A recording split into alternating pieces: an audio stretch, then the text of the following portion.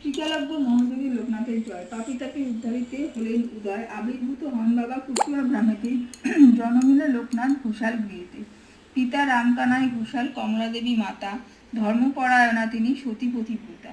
11 বর্ষ যবে লোকনাথ হল, ভগবান গাঙ্গুলি তারে সন্ন্যাস দীক্ষা দিল। গৃহত্যাগ করিয়ার ত্যাজি পরিজন, গুরু সঙ্গে কালীঘাটে করে আগমন। বেণীমাধব বাল্যসাথী সঙ্গেতেই ছিল, শিষ্যদয় গুরু নানা যোগ শিখাইল।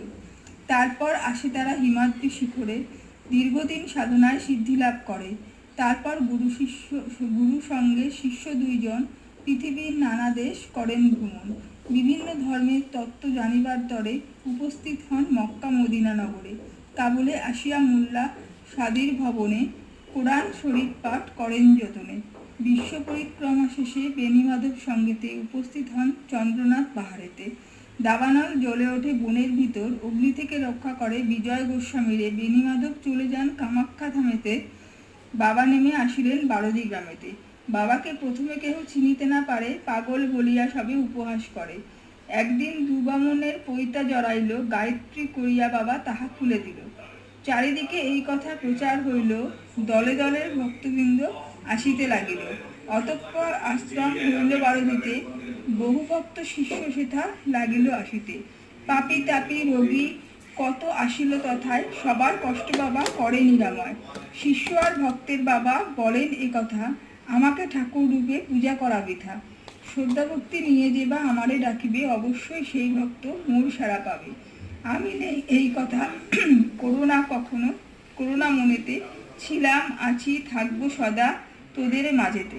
জলে স্থলে যখনই বিপদে পড়িবে, তখনই আমার কথা স্মরণ করিবে।